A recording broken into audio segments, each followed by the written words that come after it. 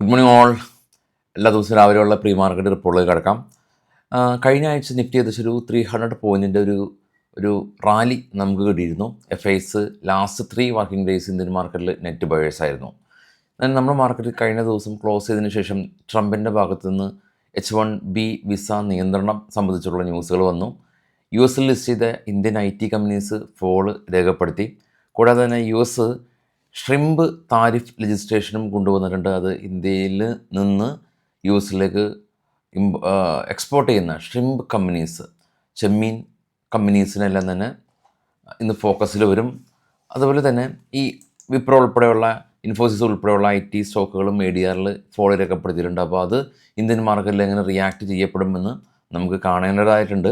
ഓട്ടോക്സ് sectors എന്നും ഫോക്കസിൽ വരും. കാരണം GST റേറ്റ് ഇന്ന് മുതലാണ് അത് എഫക്റ്റീവിൽ വരുന്നത്. കൂടാതെ തന്നെ ദീപാവലി അനുബന്ധിച്ചിട്ടുള്ള ഓട്ടോ സെക്ടേഴ്സ് ഫോക്കസിൽ സ്വാഭാവികമായിട്ട് എല്ലാ ദീപാവലി സമയങ്ങളും വരാറുണ്ട്. പക്ഷേ ഓൾറെഡി റാലി രേഖപ്പെടുത്തി കഴിഞ്ഞു.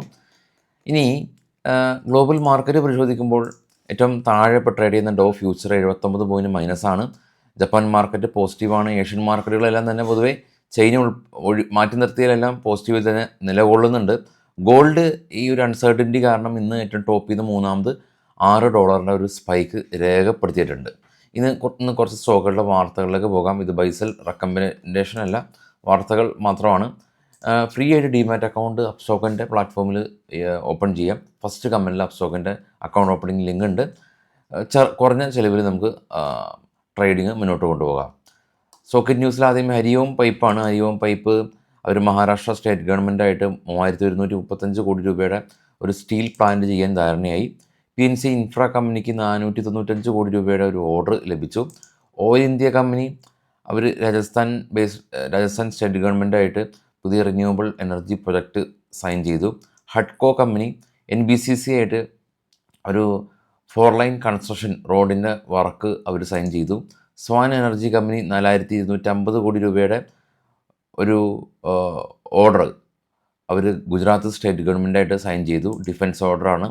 നെറ്റ് വെബ് ടെക് കമ്പനി അവർ 450 കോടി രൂപയുടെ ഒരു ഓർഡർ കിട്ടി കമ്പനിക്ക്. ബ്രിഗേഡ് കമ്പനി ഇവർ ബാംഗ്ലൂരിൽ 126 കോടി രൂപ മുടക്കി ഒരു മുനിസിപ്പൽ എഡ്യൂക്കേഷൻ കൺസ്ട്രക്ട് ചെയ്യാനായിട്ടുള്ള ഓർഡർ കിട്ടി. GRSC കമ്പനി ജർമ്മനിയിൽ നിന്ന് $62 മില്യൺ ഓർഡർ ലഭിച്ചു. ഷിപ്പിംഗ് കോർപ്പറേഷൻ കമ്പനി BPCLായിട്ട് പുതിയ മെമ്മറണ്ടം ഓഫ് അണ്ടർസ്റ്റാൻഡിംഗ് സൈൻ ചെയ്തു. SCVN PMOD SCVൻ്റെ 200 മെഗാവാട്ട് കപ്പാസിറ്റിയുള്ള പുതിയ സോളാർ പ്രൊജക്റ്റിൻ്റെ ഫൗണ്ടേഷൻ ലേ ചെയ്തു എന്നുള്ളതാണ് ഇപ്പോഴുള്ള ന്യൂസുകൾ. വൈകിട്ട് നമുക്ക് പോസ്റ്റ് മാർക്കറ്റ് ന്യൂസായിട്ടൊക്കെ എത്താം. എല്ലാവർക്കും ശുഭദിനം വീണ്ടും നേരുന്നു. Thank you.